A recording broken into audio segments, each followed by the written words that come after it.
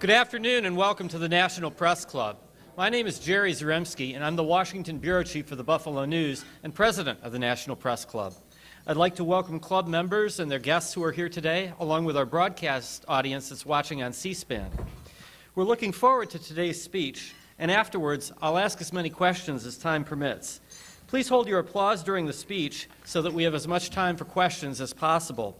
For our broadcast audience, I'd like to explain that if you hear applause during the speech, it may be from the guests and members of the general public who attend our luncheons and not necessarily from the working press. Now I'd like to introduce our head table guests and ask them to stand briefly when their names are called. From your right, Bob Manigan of WTOP Radio. Catherine Skiba of the Milwaukee Journal-Sentinel, a member of the NPC Speakers Committee, and the member who's responsible for the fact that Laura Bush, our First Lady, will be speaking to us next Wednesday. Peter Hickman, a freelance writer and editor and member of our Newsmakers Committee. Christian Lowe, managing editor of Military.com. Jonathan Karl of ABC News. Jeff Schogel of Stars and Stripes. Ron Harris of the St. Louis Post-Dispatch. Skipping over the podium, Melissa Charbonneau of CBN News and the Vice Chair of the National Press Club Speakers Committee. Skipping over our speaker for just 1 second, John Fales, known to us here at the Press Club as Sergeant Shaft of the Washington Times and the Speakers Committee member who organized today's luncheon. Independent journalist Mike Ray, Tom Vandenbroek of USA Today, Tom Philpott of Military Update, Jane Wottrell of NBC News, and Carlton Sherwood, Peabody Award-winning and Pulitzer Prize-winning writer.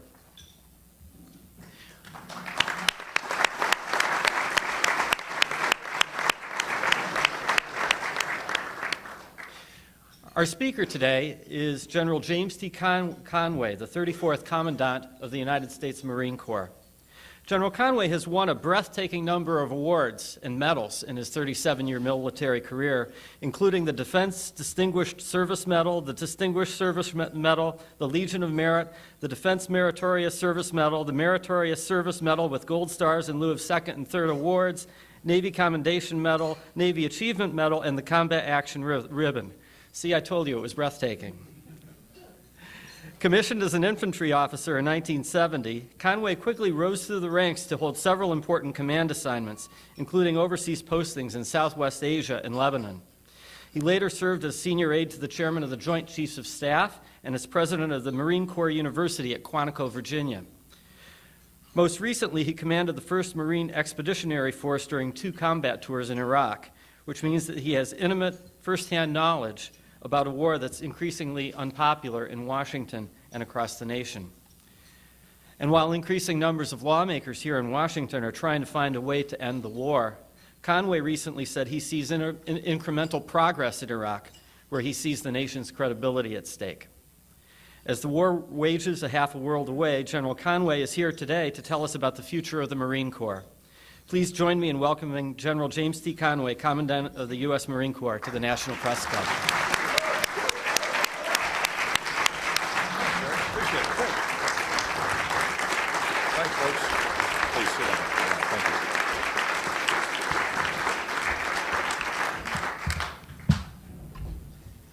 Well, good afternoon, ladies and gentlemen. Let me say at the outset, it's great to be with you this afternoon, and thank you very much for the invitation and the opportunity. I'd also like to thank the National Press Club for what I think is a very gracious opportunity to bring a number of our wounded warriors aboard for the lunch today. We have a number of great young men over here.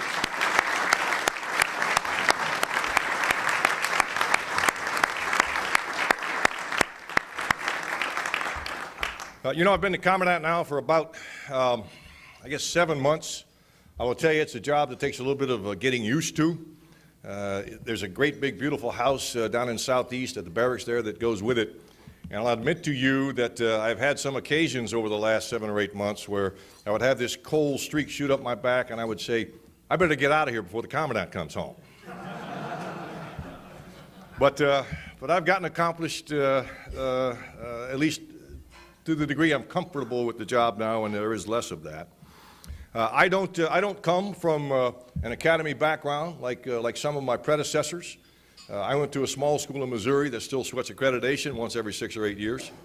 And similarly, I don't come from a long line of military men like some of my predecessors. In fact, at about 10 years, when I was a very proud major, I went home to Northeast Arkansas, and my granny met me, and she said, "Well, are you a sergeant yet?" I said, "Well, no, Granny, I'm never going to be a sergeant." And she said, "Well, I hate it you're not going to make sergeant."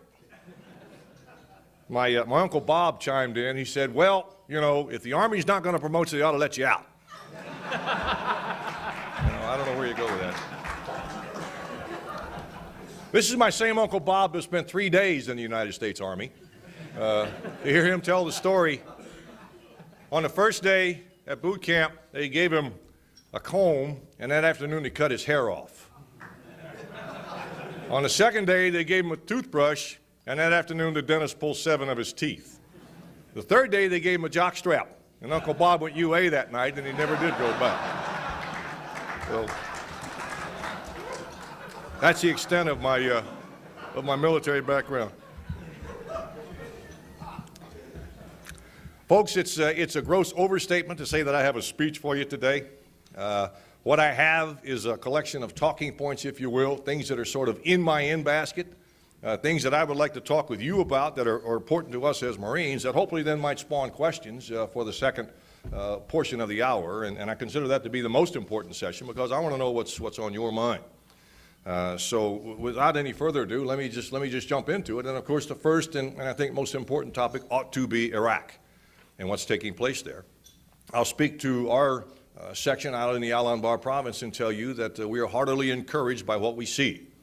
About 9 months ago, the people, the Sunni tribes of Iraq, came to our leadership and said, you know, the murder and intimidation on the part of the Al-Qaeda has got to stop. We have had it up to here, and we want to ask your assistance as we turn on these people and get rid of them from our province. Our commanders said, of course, and essentially that's what's been happening ever since. We have seen large numbers of Sunni tribesmen at the encouragement of their sheikhs and their imams come forward to join the Iraqi security forces, really more than we can train on a monthly basis for the Iraqi police and for the Iraqi military. We see that as a very positive thing. The metrics would show you that what they have said they have actually stood up to. We have seen a 60% reduction of attacks in the last 6 months or so.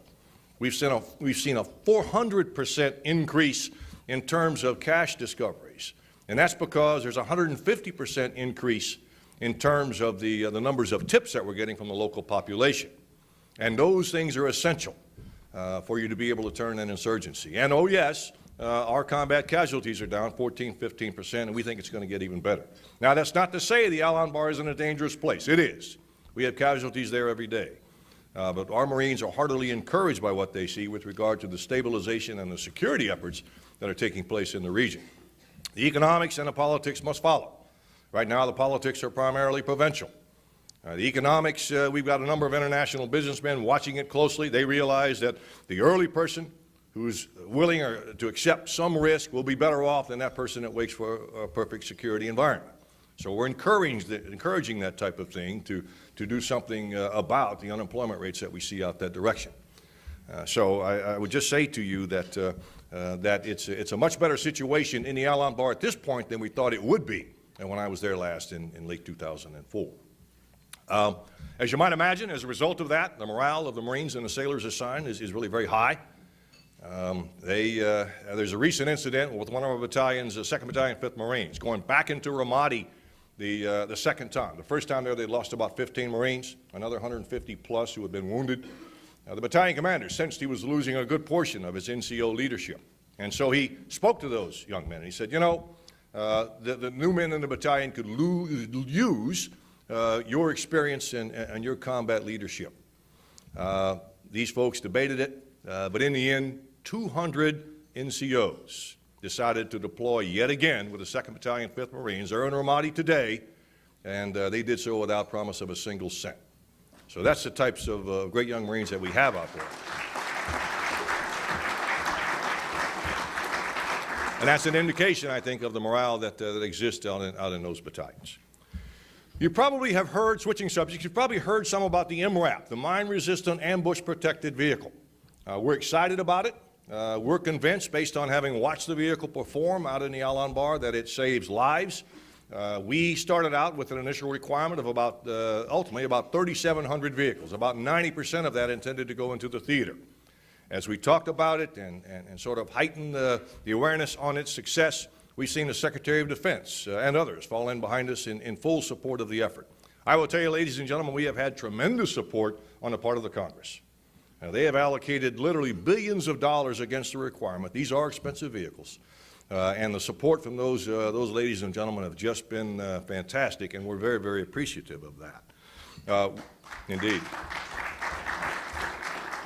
We are going to have, by the end of this year, based on some procurement efforts that really set a whole new paradigm, at least 1,000 vehicles in the theater, perhaps more. We don't know that for sure because they're going to go where the need is greatest. And if you accept that the need may not be as great based on things happening in the Al Anbar province as they are in Baghdad or Diyala, and those vehicles need to go to soldiers, we'll live with that.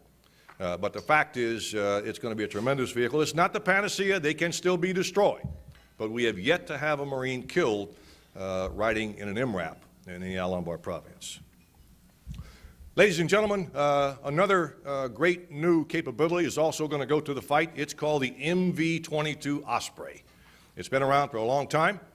It has had a sort of a checkered past, admittedly, but at this point I can tell you the aircraft has tens of thousands of safe flight hours. It is proving itself to the troops. It's proving itself to the leadership. I've flown in it now 3 times, and I'll simply quote one of the young Marines from down in 1st Battalion, 8th Marines. It's an e-ticket ride. You get in this thing, and it's up and out of the zone before you can say your name, and it's got the same kind of reverse landing effect, so it gets you to the fight very quickly. It will go to the theater to a place called Al-Assad. It will replace our CH-46 Echo and our CH-53 Delta aircraft. And we're excited about it. We think it's going to be an entirely new dimension in terms of what we have previously called helicopter-borne tactics. And the speed, the survivability, the quietness of the aircraft is something that you really have to behold. So it's going to deploy. It's going to prove itself. We are fairly confident in battle, but we'll know more certainly after its initial employment, again, in the fall of this year in Iraq. You know, our country is in a tremendous debate right now in terms of what the future will bring. Will there be a drawdown in the near term? I think either way you look at it, in time there will be a drawdown of our forces in Iraq. What we have to be thinking about now as senior military leaders is what will that regional security picture look like in the wake of that. I think there are several things that really need to be in place for there to be some semblance of regional security. We would say that the government of Iraq has to be exercising a level of self-governance capable of providing basic services to its people.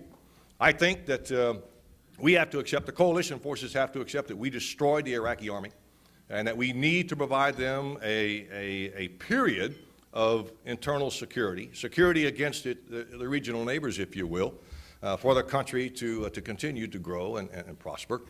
Iraq is going to be a very rich country one of these days. Years ago, I had a professor tell me that for a country to be successful, it needs basically 5 things. It needs fresh water supply, it needs arable land, it needs an educable population, it needs an exportable product, and it needs a seaport. I would add probably you need an element of leadership there, but when a country has all of those things, and Iraq has all of those things in spades, then you've got the potential for a very rich country. And so those things, I think, are attractive to their neighbors, and we need to make sure that the national integrity of Iraq is preserved for at least a time. We need to make sure that some of the things that we have seen Iran doing, the Hezbollah model, if you will, is not exported into the region, that they understand that they have to be a good neighbor. They're certainly already the regional power. But they need to understand that those types of things can't be tolerated and won't be tolerated by the remainder of the Gulf states. We think that partnership and alliances with those Gulf states will reduce some of the uncertainty, the uneasiness that they experience right now. They are not willing to accommodate to Iran, but neither are they willing to challenge. So we need to make sure that relative peace in the area is maintained. And we need to try to make sure that this whole thing, this whole idea of Islamic extremism is somehow overcome, as it has been in the past when extremists have risen, by the moderates in the religion. We need to prosper the moderates so that they can gain control and again, bring a level of peace and stability to that region of the world, and really the whole of the world, I would offer. Ladies and gentlemen, we have established, since I've been the Commandant, what we call the Wounded Warrior Regiment. Quite frankly, what it does is bring a level of organization to a process that has been ongoing now since really the start of the war, and we're feeling pretty good about that. I would say that at the major bases and installations that the treatment is really very good. It's when we start to see our wounded go to convalescent leave, go out into the hinterlands where they don't have a Marine in the chain, if you will. They don't have the company gunny they can turn to, that sometimes we see problems start to emerge. This regimental headquarters will be in Quantico, Virginia, is in Quantico, Virginia. It stood up in April. We have battalion headquarters on both coasts, one at Pendleton, one at Camp Lejeune, and their sole function is tracking and making sure that our great young Marines are provided for, that their needs are understood. If they need to talk to someone, they talk to someone who either is a subject matter expert or can bring in a subject matter expert to get those questions answered. Yeah.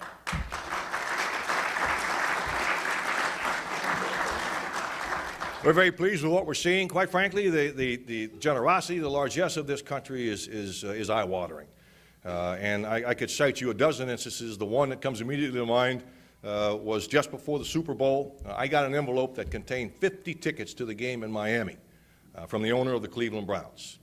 And that gentleman said, you know, if you'll see to it that as many of the wounded have a chance to get to the game as possible, I would really appreciate you doing that. And we did. We had 44 Marines with 6 people from the I&I down there pushing wheelchairs. Get a Miami-Dade police escort to and from the game with sirens blaring. They were announced at the game, and they just had a wonderful day. I think a couple of Marines over here nodding. I bet a couple of you guys went to the game. All right, hoorah. Yeah. But that's typical of the generosity, again, and the largesse that's out there. And what this regiment intends to do is marshal that, direct it, and take care of these men and women in some cases for as long as they need it, even after they take off the uniform. That's our objective. We are going to get 27,000 additional Marines. If you're an operator, that is great news. If you're a recruiter, you're saying, how the hell am I going to do that? What we have said is that we think we can grow 5,000 Marines a year over a 5-year period to the point where by about 2012 we will have a force of 202,000 Marines. We want to do so. We are doing so without changing our standards. Today, the DOD standard for high school graduates is 90%. The Marine Corps standard is 95%. We have just through the toughest months of the year recruited 96% high school graduates out there. And that's a marvelous thing. We think that people have approached me and said, you know, maybe you need to change your standards. You'll open up the envelope and be able to talk to more people. We have said that a Marine expects for that person on his left and right flank to be every bit as good as he is. And they believe they are something special. And we need to keep those special standards in place to make sure that the quality stays high. So I attribute that. I attribute that to some great young recruiters out there that are really working hard. And in fact, we're going to put even more on the street so that we can continue this growth pattern over the next 5 years. But it's also, I think, due to the fact that there are some great young Americans out there who have it in their hearts that they want to be Marines and go forward and do whatever is necessary in defense of their country. So it is working well at this point, and we're very pleased. I've had a series of really good meetings with my staff and with the Navy staff and with the Chief of Naval Operations, Admiral Mullen, to come to grips with what our requirements are for amphibious shipping and for this concept that we call Maritime Prepositioning Force of the Future. There was some uncertainty up front as to whether or not we needed the number of ships that we were saying that we needed. And frankly, Admiral Mullen and I agreed that we would never surprise each other, but in fact, taking it the other way, that we would come to grips with what the requirement really was. He offered an admiral to meet with my folks at Quantico to analyze that. They did so, and have come away now with the idea that we, in fact, need 34 amphibious ships to be able to conduct a 2-brigade forcible entry capability, which is required for us in the nation's directives. We have said we can accept some risk in that, and that, Admiral, if you give us 30 combat ships, then we can put our people ashore. Right now, the long-range shipbuilding plan calls for only 30 ships, and my concern is, if you look at about an 85% availability rate, we need 33 or 34 ships at any one time to make sure we've got those 30 available. I think the next iteration of that shipbuilding plan is going to take that into consideration. I'm anxious to see what the results of all of this comes to look like in time, but we're in lockstep with the Navy with regard to what the requirement is now, and I think in large measure to what's going to have to be out there on the horizon. The same is true with MPF Future.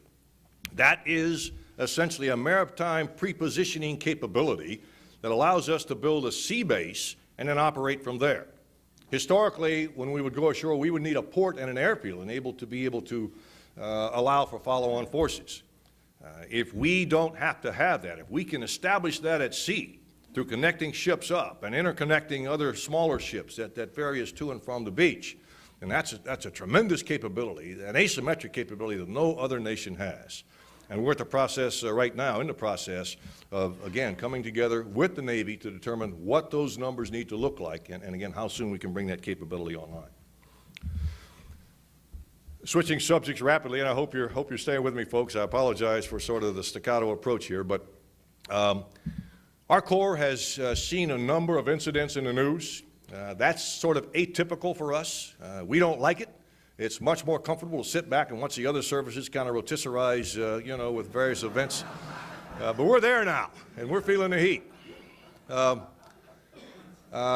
you know what I'm talking about, of course. And I shouldn't joke, but the incidences in Hamdaniya, in Haditha, the incidents that occurred in Afghanistan with our first Special Operations Unit into there, and a new one that's coming up based on some things we're hearing from NCIS about another incident that may have happened during Fallujah 1.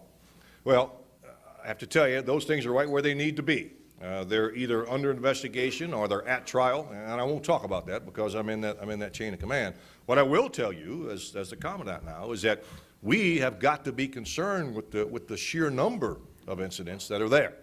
And we've got to ask ourselves, are our core values, honor, courage, and commitment, you know, that disciplined force that goes in and gives our country a great confidence that the Marines are ashore, are we suffering that somehow now? Are we somehow skipping a step?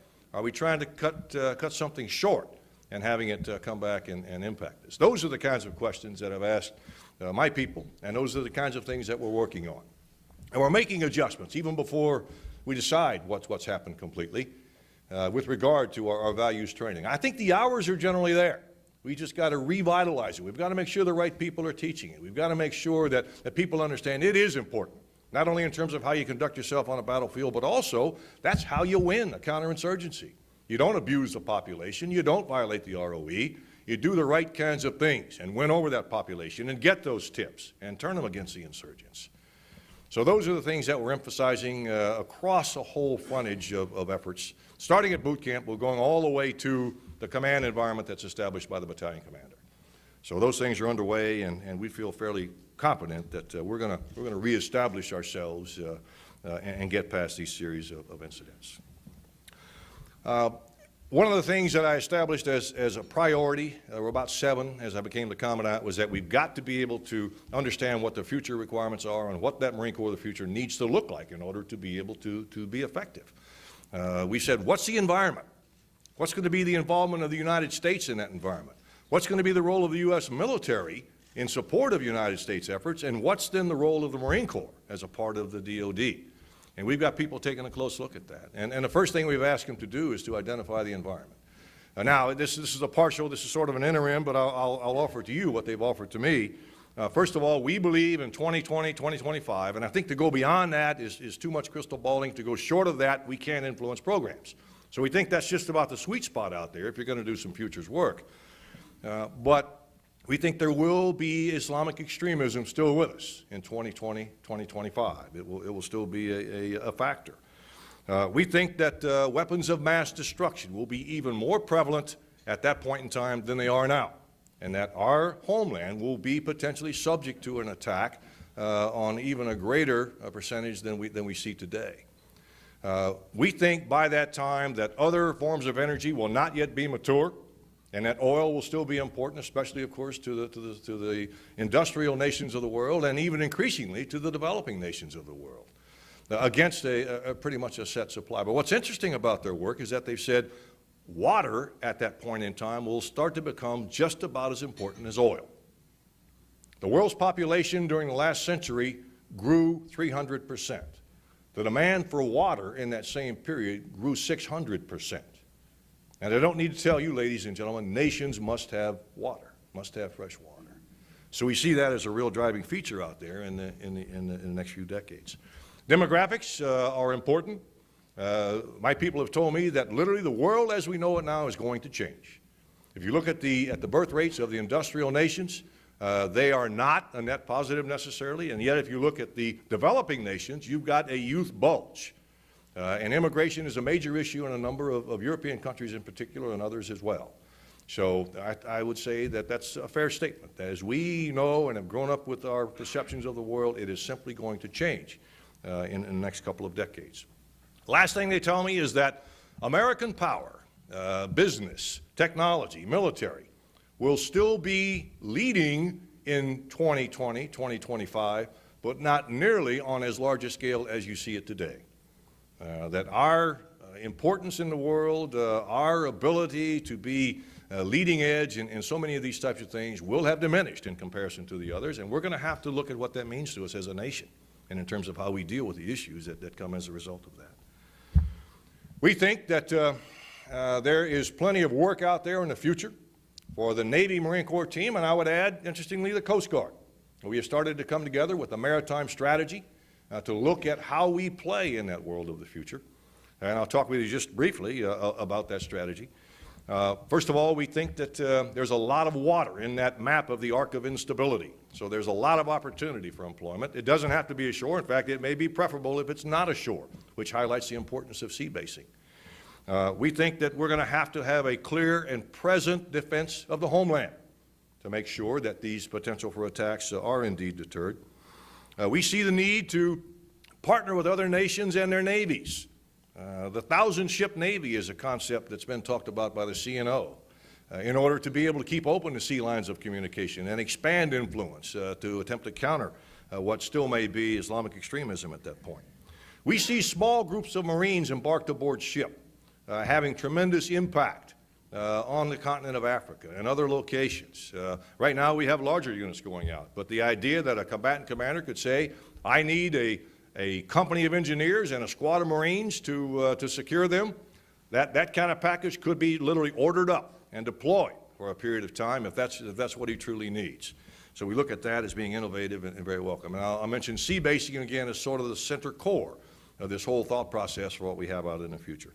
And lastly, if we indeed have to have the ability to conduct an amphibious assault, if we have to put 2 regiments across the shore somewhere, hopefully augmented by the fairly limited forcible entry capability of the United States Army, then we will retain that kind of a capability.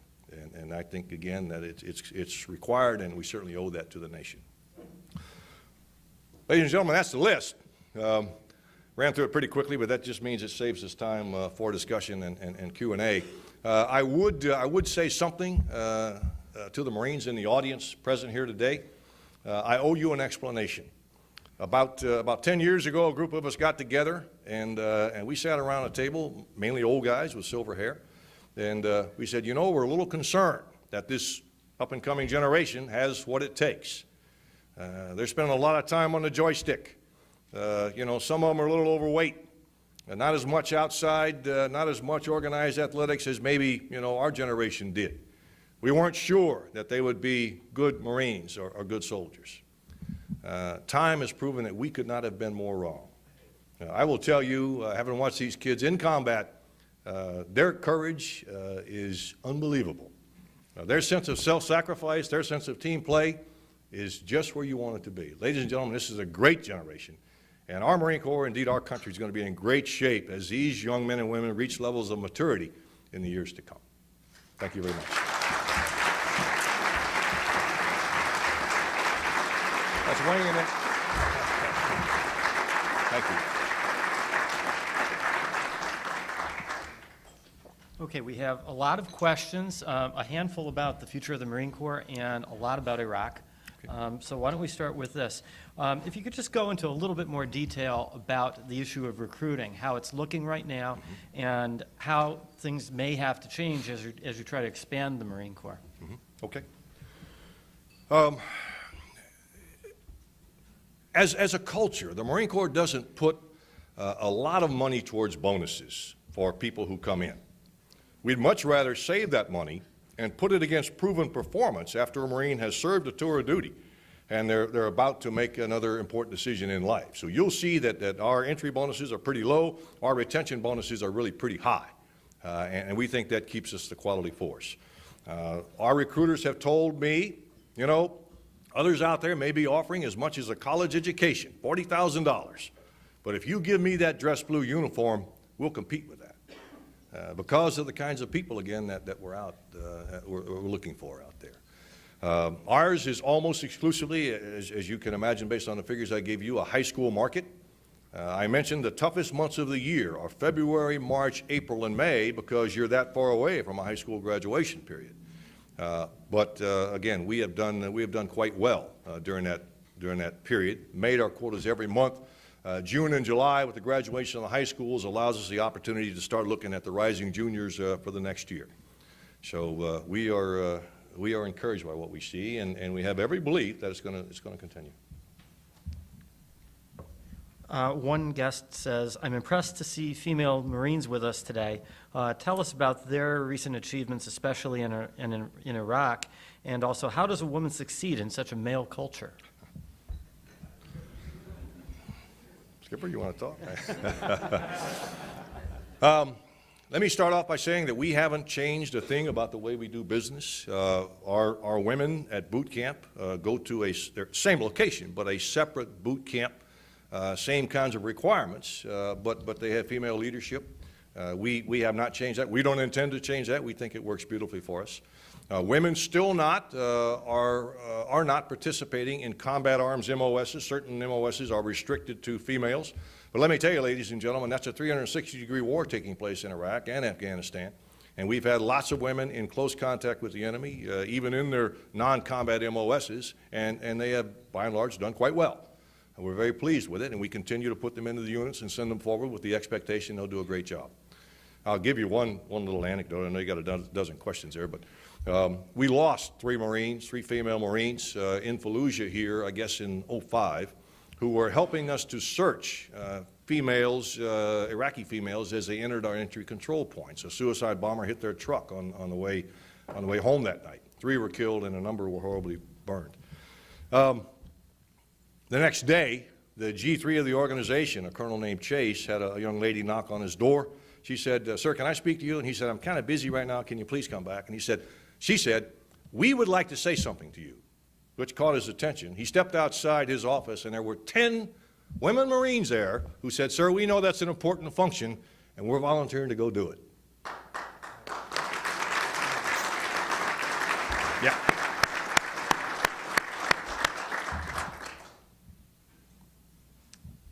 Excuse me. Yeah, please.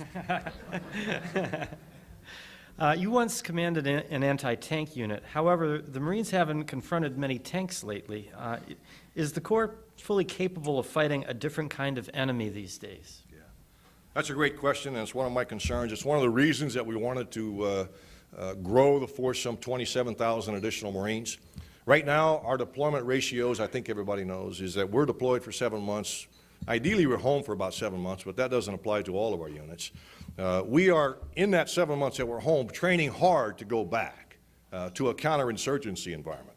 What you're missing then is the traditional training, combined arms live fire maneuver, amphibious operations, jungle and mountain training that has made us what we are in terms of a flexible, agile, and an employable force really across the spectrum of warfare. So we're not doing that yet to the degree that I think we must. I think we have seen some of our core capabilities suffer as a result of just not having enough time and being so focused on what's taking place in Iraq. If we can get that deployment with the additional troops to something more akin to 1 to 2, 14 months home, One, it's better for the families, but secondly, we can do some of that additional training that will make us better. Given your extensive background involving the Middle East, what can you tell us about the enemy that U.S. forces are facing in Iraq? Yeah. Well, I would offer folks that the most dangerous enemy we have there right now is the Al-Qaeda of Iraq. If you look to what's taking place in the country, I don't subscribe to civil war, but there certainly is sectarian violence. And that sectarian violence is being stoked by the Al-Qaeda of Iraq. It's a tactic. They think that it continues the chaos, it keeps us tied down, and it's literally choking the government from being able to bring the country together in some instances. There's another enemy out there, though, and it's the one that's recently come over. We used to call them the ACF, the Anti-Coalition Forces. These people just didn't like us. You know, these people had come to the determination, you're not a liberator, you're an occupier now. And whereas they might pull their AK out of the closet and fire at an American patrol coming through the area, these same people would go out and cheer an Iraqi patrol because they want to see an Iraqi government. They want to see Iraq come to be the rich country it has the potential for. These are the same people that have decided they need to now partner with us. The enemy of my enemy is my friend, and do away with these other people who have no lasting contributions to their government. Do you see other countries playing a role in the armed resistance in Iraq? And if so, what countries, and how do you discourage that? Yeah. Thanks, Jerry. I would not say other countries. We have other extremists coming from other nations. And they're from the nations in the area. I won't name them, but you have a pretty good picture of some of the border countries. We find we capture or kill foreign fighters. We go through the pockets, and we pretty much tell where they've come from. So you have the extremists. We consider that there are these foreign fighters. If you hear about a suicide explosion, it's probably a foreign fighter from another country. Iraqis aren't prone to do that, although there have been a few instances. And it's the extremists that we need to be concerned about for our future, not only in Iraq but elsewhere. You recently said that the war in Iraq is not a civil war. Could you just explain why you think that? Yeah. Well, first of all, if you check the charts, and I do every morning, the violence is on a declining scale. It's not yet zero by any means, but it has gotten less, really, ever since the surge after the Samarra bombing at the mosque there. There is sectarian violence, but if you talk to Iraqis, they would say, "Hey, my wife's a Sunni, my father-in-law, is a Sunni, or the father-in-law might even be a Shia. I mean, they're just that intermarried." And Saddam demanded one thing, that was that whatever you are, whatever sect you are, that's second. You're an Iraqi first, and I think we need to be able to capitalize on that. Now, I just don't think that the level of violence, or what we see, for instance, in the primary institutions, particularly the Army, have been such that we have seen what we would say classifies as a civil war. The violence is there. It's again, stoked, and it's driven, I think, by the terrorists, but I don't think it nearly comes to the level of a civil war. What consequences would you expect from an early troop pullout in Iraq, and what about the predictions of massive casualties if there were a quick pullout? Yeah. Okay. My first concern with a pullout that is not linked to a level of success on the part of the coalition forces in Iraq is that it's going to be perceived as a win by the Al-Qaeda. How we got there, what conditions, we found or didn't find, how many mistakes, how many opportunities have been made or lost over time, that's all open to discussion. The fact of the matter is today, our forces are engaged with Al-Qaeda forces in Iraq. If we pull out and are perceived to be pulling out without having achieved a measure of success, they win. And if they're perceived to have won, you're going to see resources, recruitment, momentum, all those things that are gained by the winning side make it that much tougher. My belief is that both Iraq and Afghanistan represent the first battles of a long war. You can't look at it simply in isolation. So if you lose the first battles of the long war, the war gets tougher. If you win the first battles, you've got momentum on your side, and guess what? The war is shorter. So that's my first concern. Will there be massive casualties? I don't know. I wouldn't want to predict that. I would be concerned about it certainly, because if then al-Qaeda is left to continue the chaos and creating the consternation between sects. That could be a motivation to further destabilize and enable themselves to take over the resources of the nation. Do you think al-Qaeda in Iraq is the same as the al-Qaeda that attacked us on 9/11? They are not the same people, okay? It is the same organization. And I got to be careful trying to remember what's on the read board and what I can talk about openly here. But the fact is, the al-Qaeda senior leadership is still out there. At least number one and number two are. Number three is probably the shortest-lived job in the world anymore. But anyway, the senior leadership is out there. It is a decentralized organization. There are connections between the senior leadership in Iraq and the senior leadership of the al-Qaeda larger network. Their motivations are the same. The resources are interchangeable. Some of the fighters are interchangeable. It's a very mobile kind of an enemy. So I think there are some very distinct ties. Is the al-Qaeda that's really thought to be based in Pakistan right now, does it have operational control over al-Qaeda in Iraq? Yeah. What we have seen is an evolving character of the al-Qaeda compared to what it was when it attacked us in 2001 compared to what it is now. It is more cellularized. It is more decentralized. It is not necessarily, conducting operations in Iraq based on a chain of command and a set of op orders, but the themes are the same. And the understanding of what it takes in terms of winning in the Middle East and driving our forces out, I think, is commonly held by all the al-Qaeda networks. How important is the will of the American people to the current fight, and what should they know about it? Yeah. Well, I think it's critically important. I mean, it's a democracy. That's how we make decisions. That's how we govern. And it's critically important, I think, that the American people understand what the risks are, what the costs are, compare the cost to what we potentially lose, what we potentially gain over time. But let me take a moment. I think there's also understanding what the enemy's strategy is and how that could impact us for the long term. We've intercepted it, but he's also been so bold as to put it on his websites. And it's basically involving about 5 phases. The first phase has already happened. He said, declare jihad. That means all the brothers rise up and you go kill infidels. Well, that's only been partially successful because there's probably a couple thousand hardcore al-Qaeda and probably tens of thousands of fighters, but the majority of the religion is still very moderate.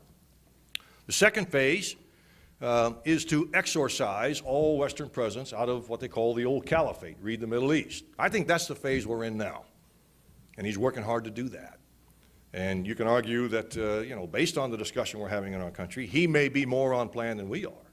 The third phase, and this is where it gets troubling, I think, is that once we are gone, he would turn to on what he calls those apostate governments. And you can, again, pretty much visualize who they are in the Gulf states and the Middle East.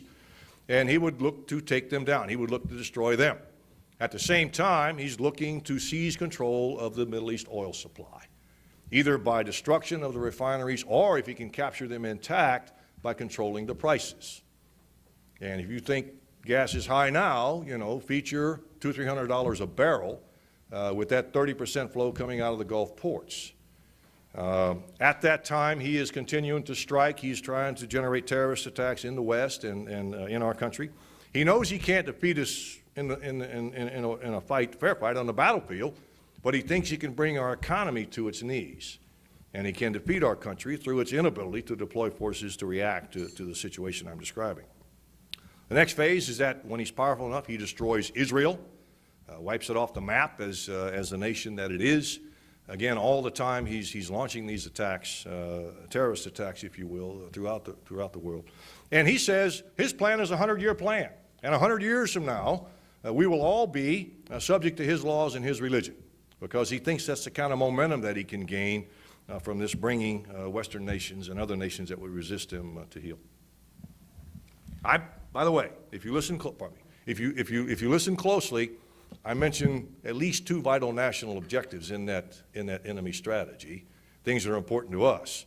And my concern is if we prematurely move, we're going to be going back. There's a couple of things there that our country will simply not stand for. And I tend to think that it's better to get it done the first time than have to go back.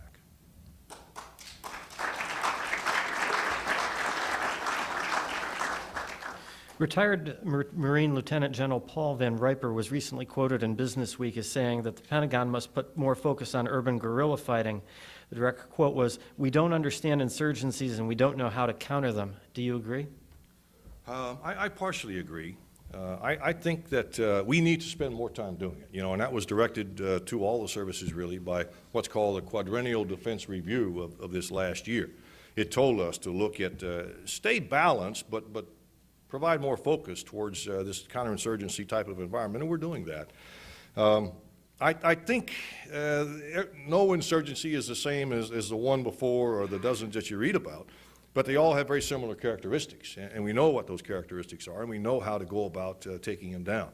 I will say, in this instance, we have found that this murder and intimidation campaign that is being used by the Al-Qaeda is so severe, more severe than what we've seen in the past, that it's really made this one difficult to get through that and to convince the people that you can make them safe, they can work with you, and not have their throats cut that night. What are the biggest mistakes that the U.S. has made in Iraq? I'm not going to spend a lot of time on that question. Got 13 minutes. Yeah.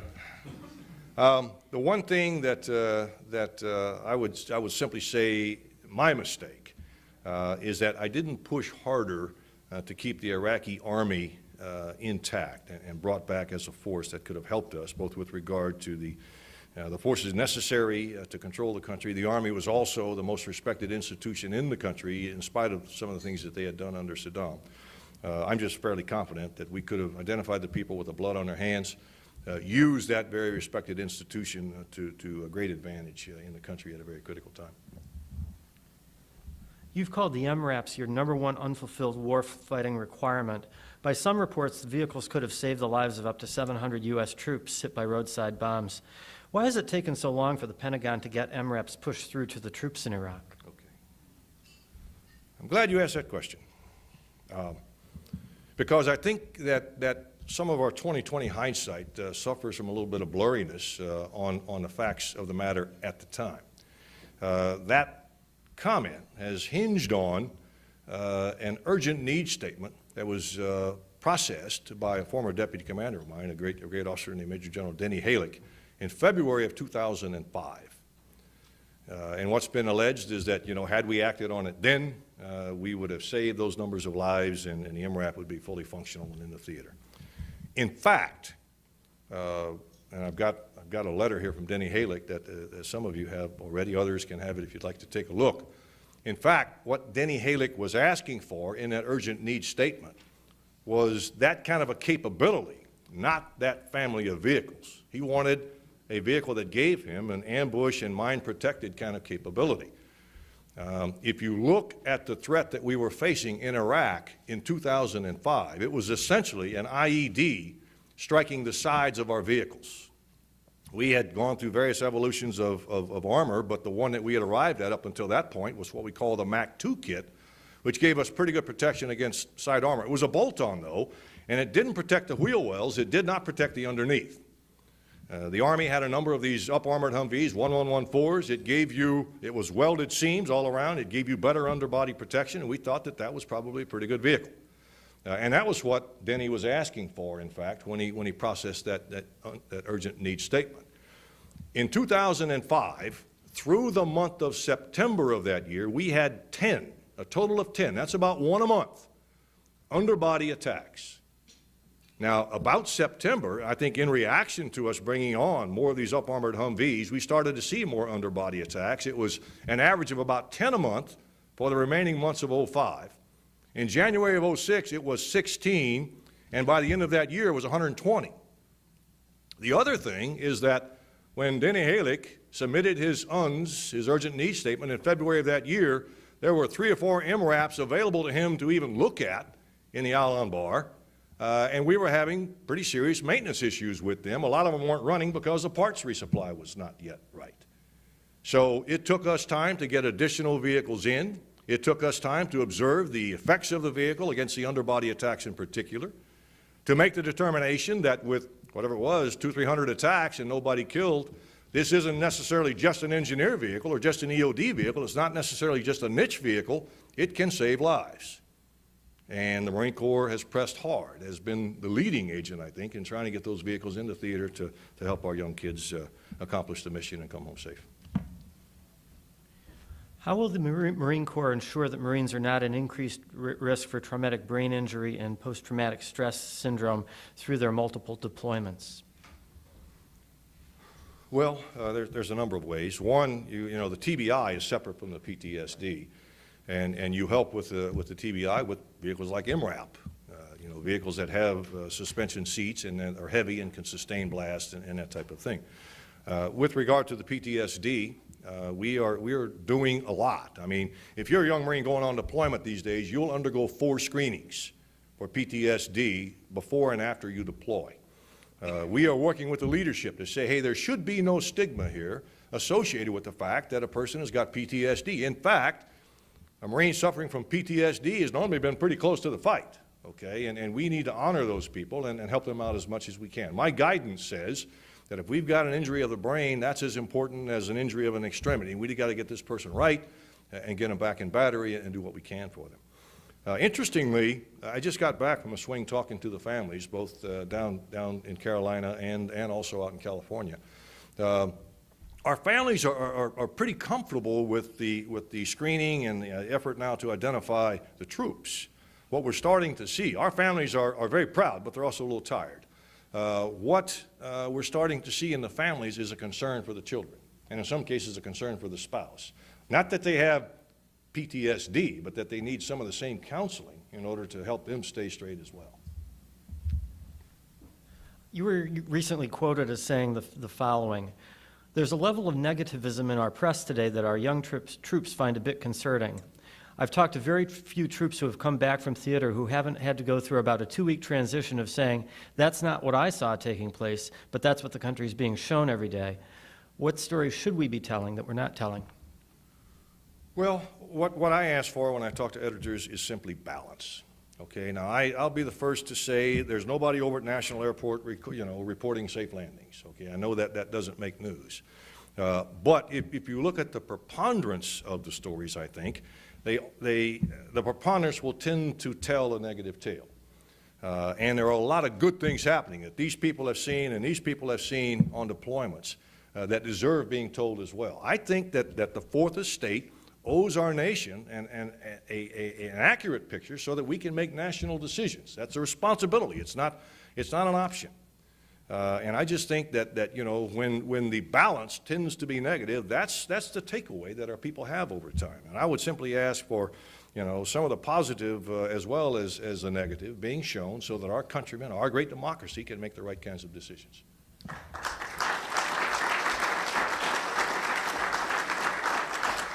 Any particular positive stories we should be doing that we're not doing? Well, as a MU commander, we had hospitals opening, we had schools opening, we had rebuilds of facilities. It's tough to get people out of Baghdad. And I understand, you know, there's some risk associated with that. Sometimes it might be simpler to have a stringer go out and bring the story back to you. But there's all kinds of positive things happening, and it's not just where we have troops. I mean, there's 14 provinces in Iraq that are living somewhat of a normal lifestyle. I would defy you to point to many stories that you see about that on a routine basis in any event. You were also quoted as saying, it is truly a tool in the kit bag of the terrorist to have this repetitive battle damage assessment broadcast on a 24-hour basis. But isn't that damage news, and shouldn't people hear about it? Well, yes. People need to hear, I would go back and say, balanced reporting of what's happening in the entirety of Iraq, and I would also add Afghanistan. But if you understand the nature of a terrorist, he is extremely reliant on the media. Once again, we've intercepted, you know, directions from these people saying, make sure you've got at least one major bombing a day in Baghdad. It's got to be, you know, and ideally there's a certain time for it because it certainly makes the news cycle. So a terrorist relies on what? Exposure. and what he's doing, although it may be small in scale, it has to appear large in terms of its strategic impact. And these people know how to use the media and the strategic information in order to be able to get at you. You know, back when we were seeing people have their heads cut off, I felt very certainly that the poor guy at his feet is the victim, but you're the real victim because he's trying to horrify you. He's trying to show you, you know, what happens if you send people into this country and what the outcome can be. And I think, you know, it's a human reaction. I accept that. But I think that terrorists are very adept at using the media, and I would hope that the media would have an appreciation for that. One day, I think we've got to understand better how to employ information operations, strategic communications ourselves to attempt to counter some of these things that are probably going to wind up being reported. We're almost out of time, but before I ask our last question, I have a couple of important announcements to take care of. First of all, let me remind our audience of our future speakers. On Monday, the 23rd, Mel Karmazin, the CEO and director of Sirius Satellite Radio, will be here to discuss the proposed merger of Sirius and XM Satellite Radio. On next Wednesday, July 25th, First Lady Laura Bush will be here. That luncheon will begin an hour earlier than usual, promptly at 11:30 a.m. And next Friday, the 27th, Mike Johans, the Secretary of the Department of the Agriculture, will be here to discuss the Farm Bill. Secondly, we have a lot of traditions here at the National Press Club, such as the presentation of our plaque. Hey, that's nice. Yes. Thank you very much.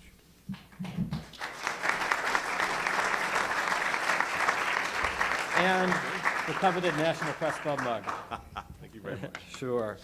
And lastly,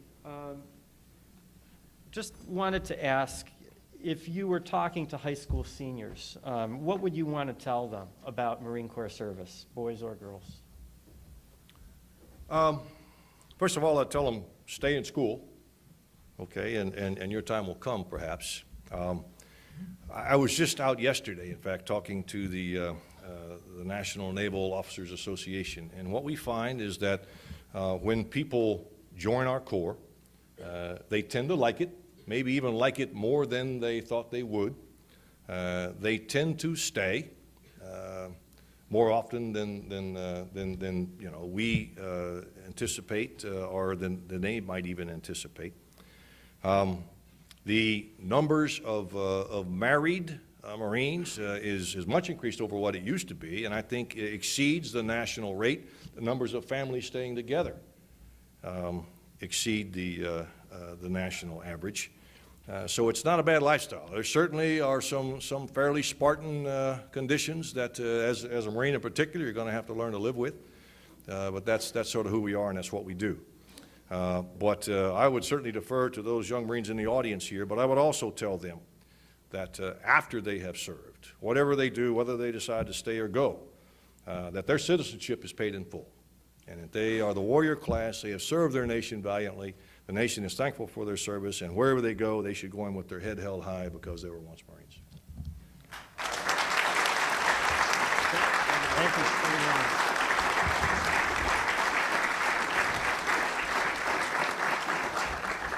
I'd like to thank you all for coming today. I'd also like to thank National Press Club staff members Joanne Booz, Pat Nelson, and Howard Rothman for organizing today's lunch. Also, thanks to the National Press Club's library for its research. The video archive of today's luncheon is provided by the National Press Club Broadcast Operations Center. Press Club members can also access free transcripts of our luncheons at our website, www.press.org. Non-members can purchase transcripts, audio, and videotapes by calling 1-888-343-1940.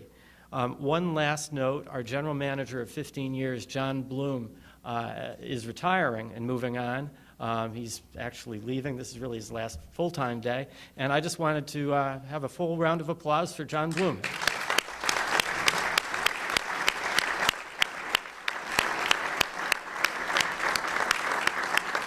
Thank you very much. We're adjourned. Okay, Andrew. Yeah, come see us over there. It's a pleasure, see. Thank you. It was fun. Joy. You had better join. I thought you had. Yeah, I am. I got a friend of mine, Allison Bethel, who's always on